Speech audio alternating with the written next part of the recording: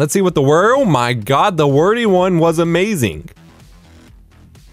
What? Let's see if it knows what that means. Yes, it does. This is amazing.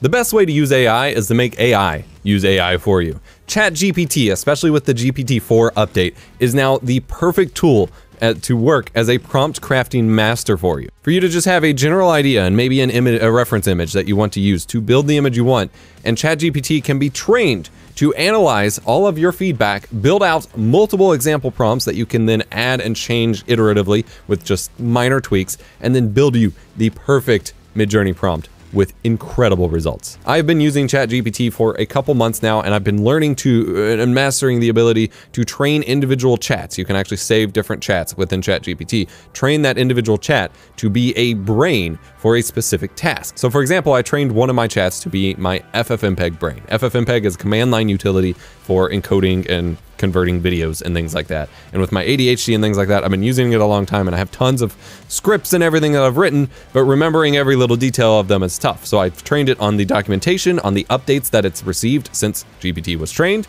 and the scripts that I use and the changes that I want to use them for. And it makes my life so much easier to just ask for a script based on files and specific ideas, and it spits it out to me. We're doing the same thing here with AI image generation. This video is divided into 3 parts. First and foremost, you must provide context to ChatGPT about what we're doing and about what it looks like. So in this case, we're gonna describe what MidJourney is, how you use it, what it looks like, all of that. We're gonna describe what prompts are, how the prompts are broken down, all of that jazz. Then we're gonna go into pre-processing, which is building up the structure for how your prompt request should look whenever you ask it for prompts. And then lastly, we'll go to the actor maker stage where you tell GPT to act as a photographer, a painter, or whatever to generate the prompt for the kind of image that you want it to generate. This is gonna be wild. Let's jump in. All right, I'm gonna make a new chat. We're gonna change it to GPT-4. I'm paying for this. It is the best version. This will work with GPT 3.5, but I'm using the most recent model because it provides the best results. I'm gonna go ahead and train GPT-4 on what MidJourney is. I'm going to train this chat. I'm gonna write out that I'm gonna train it to provide AI generative prompts based on MidJourney, and then I'm gonna tell it that I am going to give it context about what MidJourney is. So let's do that first. I'm specifically using some tokens here to make sure that GPT is responding to what I said. So I am limited on how many messages you can get at the moment with GPT-4. So I'm not going to ask ready here, but what I am going to do, you can send up to like 25,000 characters or something insane right at the moment. So I pulled up an article as well as the Wikipedia page for MidJourney, and I'm honestly just going to copy paste what it says about MidJourney. All right, that's about all we need. Store this to reference to better understand what MidJourney is. Next, I will explain the prompt structure. Ready? Oh, I never explained the update to V5. I'm gonna go ahead and do that. Actually, before we break down the prompts, I need to give you info about the latest V5 update. Next, we will break down example prompts. Some of this will be unnecessary, but it's helpful to just give it as much as possible so that it understands what we're doing. Like, truly. Obviously, we are limited on number of responses here. But even if, like I did with some of mine, if you break it down now and then come back to it when you have more prompts, it'll save you a lot of time. All right, so next up we need to explain the prompt structure. And for this, I'm actually going to reference some of our describe prompts where we broke down examples of, here is an example MidJourney prompt.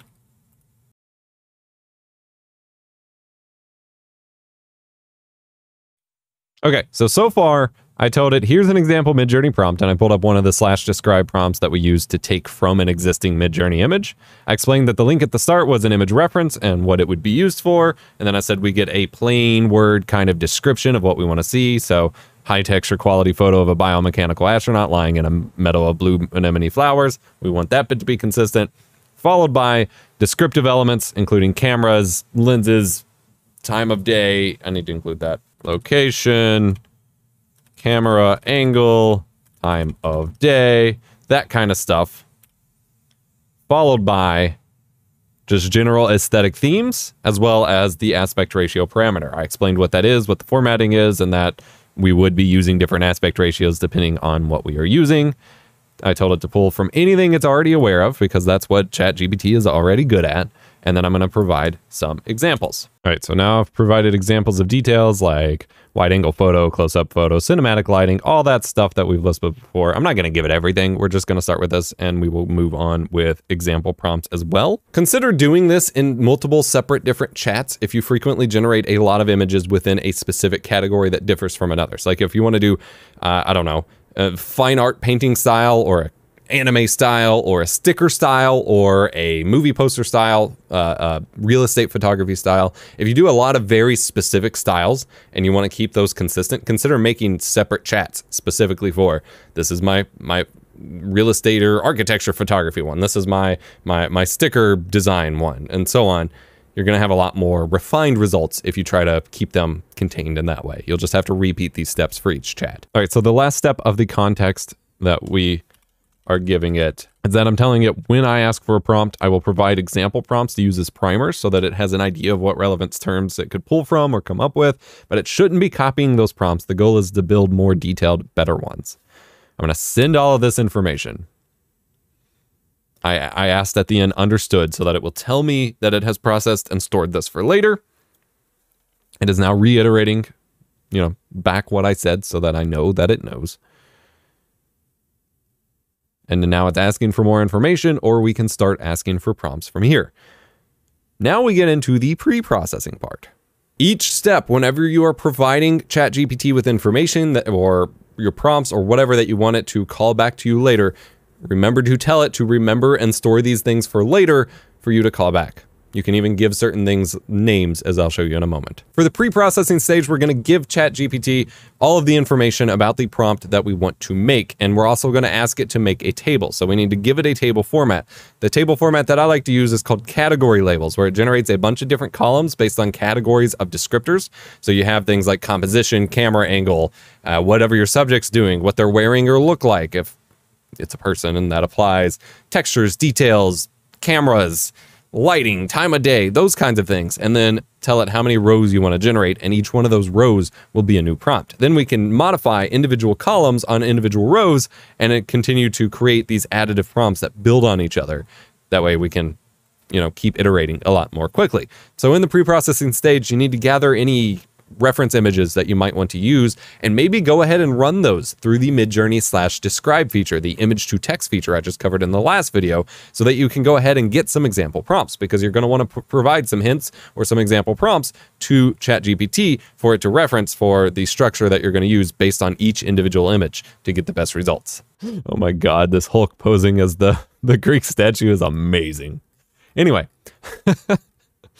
let's say, for example, I want to generate an image of an astronaut and just a mind-blowing, unintelligible, just like amazing space cinematic experience, something or another. You know what I'm saying. The goal would be to find an image. For pre-processing, we're going to find an image to feed it as an aspect, or to feed as an image reference, as well as to get hints from /describe. So I'm going to tell it, okay, for our first prompt, I want to create an image of an astronaut facing with its back facing the camera, aka our view, as they look upon the fabric of space and time tearing in front of them. I have an image, a reference image I will be using here, which shows the back view of an astronaut with a bright, glowing, colorful space. What would we describe this as? Visual flowing out from around him. He is facing bright, glowing light, obscuring its view from us. Here is a sample prompt. And for this one, we're going to give it the prompt that this person gave us. Here is a second sample prompt. And now we're going to take this image and we're going to use /describe on it. So we're going to say /describe. And how do I want to do this? We're just going to, it's not going to let us do it. All right, I'll save it. Drag it into /describe and see what MidJourney comes up with. All right, we have 4 prompts from MidJourney. So here are 4 more sample prompts. Obviously remove the numbers. Oh, geez. I'm going to add quotes around each one just so it knows where they stop and start. So, you know, they are random strings of words and characters. So I want this to be in the aspect ratio of 13:19 to print as a beautiful high quality poster on my Canon Pixma IP8720. It doesn't need this information, but given the number of cameras and stuff like that that are mentioned in the MidJourney describe prompts, why not give it a little influence? Please generate me a specific detailed prompt for MidJourney to achieve my desired image. That was a lot. It even does a generic URL for the reference image. I love it. And it even tells me that. All right, so this is our first example while we're still in the pre-processing step. This might turn out good, but it might not. Oh yeah, perfect for wall decal or Canon Pixma IP8720 print. I love it. It even picked up the trending on ArtStation that used to be a big deal for MidJourney prompts. I don't think people use it a lot anymore. That is hilarious. All right, we are still in the pre-processing stage. We're going to do a lot more from there, but we're going to copy this. Actually, first we're going to copy our image URL, copy image link. We're going to try it out. /imagine image URL. GPT generated prompt. What do we got? And we're going to do V5. And I'm not going to do quality 2, just V5. As this generates, it's worth noting that you don't need to use a reference image every time. It's easier if you have something very similar to the composition or style that you want, but absolutely you don't need to, and don't be limited to it. And I will always point out, I am doing this for fun, for educating you all. If you're doing it for serious work, the more you remove existing artists and things like that, and even telling MidJourney to not include them, or telling ChatGPT not to include them is probably a good idea. The more you don't use those, the better off you'll be. And the more ethical this will be. All right, so we got something that is slightly, a little different than, I mean, that one's probably close to the reference image that we had, but it's still something different. That's a lot closer to what this was supposed to be. I might even suggest redoing it with for movie poster included in there, because this looks very movie postery. The only hesitation I have towards that is that MidJourney, whenever you tell it movie poster, it likes to add in a bunch of text. But I love effectively 1, 2, and 4. 3 is not bad, but I really dig these.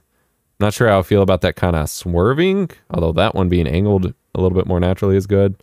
I don't know what's going on the ground there, but I like those a lot. So we'll do 1, 2, and 4 for upscales. But that turned out honestly wonderful. Yeah, I mean, these are great. That's effectively what I was going for. Now we've been playing around to see what ChatGPT would give us as a prompt while we're still in the pre-processing stage, just to show you the iterative process. But the big step to finish off this second pre-processing stage is to build a table, a category labels table that divides up every kind of descriptor about your image into different columns for things like lighting, composition, frame, the description of your subject, time of day, cameras used, things like that, and build out a format that ChatGPT will remember and stick to moving forward that you can then just swap out individual elements of. I'm going to show you how to do that. So now we're going to have it build a table. Make a table breaking down the composition of our intended image into categories.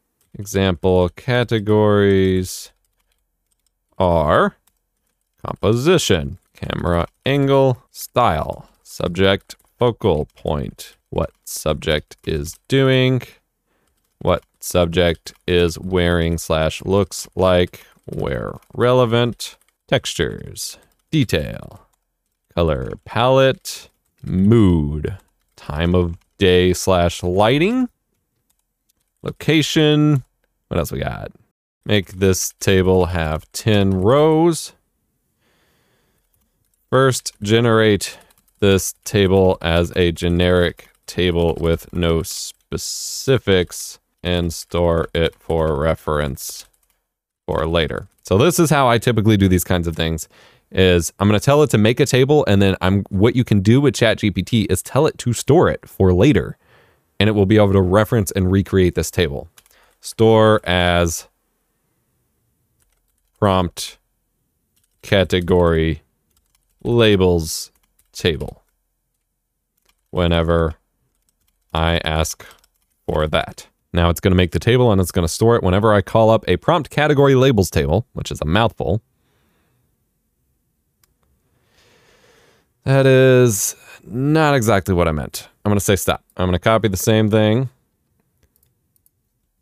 Make this table have 10 rows. Each of the above categories should be individual columns. Let's try this again. It's funny watching it draw out the table, but watch. Boom. All right, now that is our table format that we can reference. Now we can tell it to use this table to generate 10 rows of a prompt based on what we just, whatever image we want to generate, but where we fill in, say, one of these columns or two of these columns. Now generate me a prompt category labels table for our above astronaut prompt. Generate 10 rows plus the header row where the subject focal point column is full is astronaut. Fill in the other columns as you see fit with a MidJourney prompt appropriate descriptors. Make each row a unique prompt's worth of descriptions. Now it should effectively give us 10 different prompts. This is so cool to watch. It's interesting with all of these. It does unknown time of day or lighting. It's not even trying to come up with it, but it does come up with a lot of these other ones with stuff we haven't talked about, like the mood, the textures. I love this. You can see here, it is generating effectively 10 unique prompts that we can use for the same image. I'm not going to generate all 10, but then we can start to do additive prompting where we can just tell it to just manipulate one of these rows to get exactly what we want. I am going to run out of GPT responses for today, or for the next few hours here in a sec, but this is very exciting. All right, so you could go ahead and literally just copy one of these rows. And for the most part, it would kind of come up with what you wanted. Like I'm going to copy this row. It's not entirely written very prompt-like. I'm going to do a 1319 again and V5. But I'd be very curious to see what it comes up with. You'd have to probably play around with your column ordering, like reorder the columns on the table to be more descriptive. It depends on,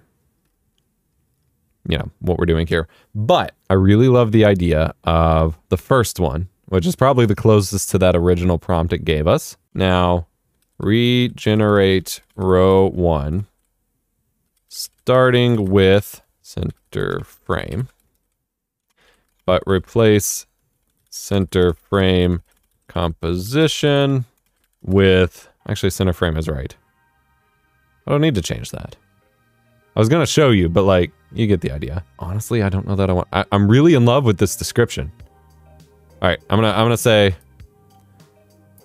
we're gonna change the symmetrical one, movie poster. It's gonna remake all the columns for you, which freaking rules. Checking in on this, we're still getting something very cool. We're missing the kind of, although this one doesn't mention looking at, yeah, this one talks about moving towards a black hole instead of looking at a space-time tear. MidJourney took a little kind of a liberal viewpoint on what a black hole is. But these are some pretty baller images just from copying the table. So that worked. One upscale 2. Back to ChatGPT. There we go. It has regenerated this row, except I didn't change the row number, so it really messed up there. That's fine. Not the point.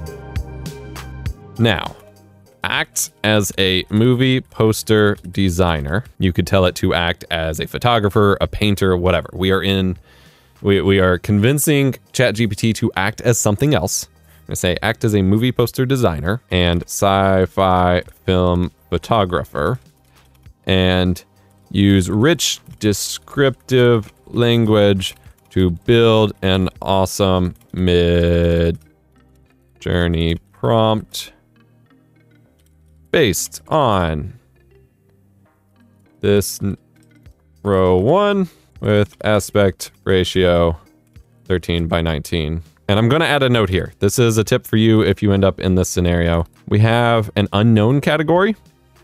Anytime a column is unknown, please omit it from any prompts I ever ask you to make. All right, now act as a movie poster designer and sci-fi film photographer. Use rich descriptive language to build an awesome MidJourney prompt based on what you have learned so far and on this row 1 with aspect ratio 13:19.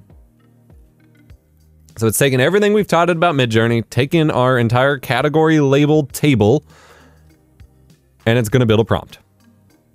And we can still use a image reference if we want, or we don't have to. This is a big prompt. Oh my God, it's so descriptive now. This might be too much. It's using a lot more plain text than it should. It remembered the printer. I love it. That is the power here. It remembers why you are doing things. So this might be too like plain language for MidJourney, but we're gonna try it. That's a very long one. While that's going, I'm going to tell it this prompt is wonderful, but too wordy with plain English language. Remember, prompts should be a little more concise with descriptive words or phrases rather than sentences. Aside from the first sentence, please rewrite this prompt, but closer to the formatting of your previous prompt. And I'm gonna take out the reference image because it might just be annoying about that. Let's see what it says. Here's a revised MidJourney prompt. I was about to say it didn't, interesting. So it adhered a lot more to that original prompt, but it did throw in stuff at the end for like high quality movie poster, things like that.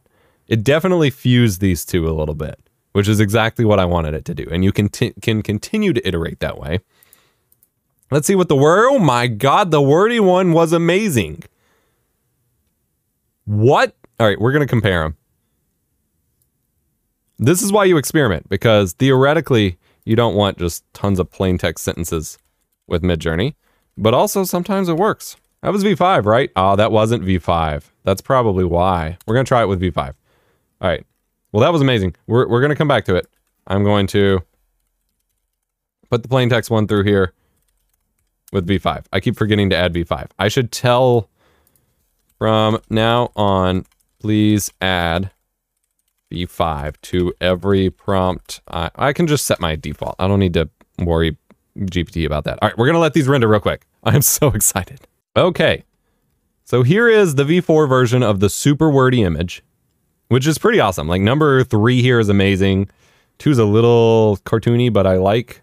1 and 4 are kind of eh. Like I said, with the movie poster thing, it does tend to add text. I could try -- no text, but that rarely works for me. But moving on to V5, the super wordy one is still amazing, and the photorealism has super increased. So 1 and 2 are just, so good. Doesn't make a whole lot of sense for a source of light to be coming from that part of the planet unless there's like a spaceship there, which could still be fine. The helmet is backwards there, though. We might have to try to Photoshop that. But number 2 is just incredible. This one looks like he got Thanos snapped or like is dissolving into space-time. Both of those I want. So we're going to upscale 2 and 3. Number 4 looks like he got plastic wrapped by Dexter or something. So that is the super wordy one. And then the more, hey, stick to the concise formatting version, I told it, got a lot more painterly, which is still very cool aesthetically, but the photorealism kind of fell away. So I'm actually going to do one more thing. All right, I was mistaken. Your previous wordy prompt was incredible. Please print that back and remember the formatting for it for future image prompts. Let's see if it knows what that means. Yes, it does.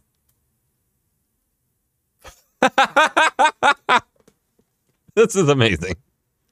All right, you got to work with GPT to kind of coax out the results you want. Oh, I love this. All right, we're going to store this for later. Perfect. All right, I'm basically going to recap what the steps are so that it knows moving forward. All right, so basically I have now drafted the instructions that I want ChatGPT-4 to follow whenever I request an image prompt. Whenever I request a prompt, I'll give it a general idea of the image I want, a few example prompts. Then it will store everything I gave it, build out the category prompt labels table, or prompt category labels table, give me 10 rows of that table based on the prompt request, and ask for feedback. I will then either revise rows or just until I'm happy, or just choose a specific row to build a prompt from, and then it will create the detailed MidJourney prompt just like it just did, based on both or all 3, the general idea, the example prompts, and the row from that table, combined together with the row taking priority should there be any contradictions. And I'm just reminding it to omit any columns where it says unknown, and said store these instructions, and this will be the format that we use moving forward. Obviously, you can't really trust asking if it makes sense, but as long as it says it stored the instructions and whatever, and then you can start doing demos. That's it. Now rename your chat MidJourney Brain. You've done it.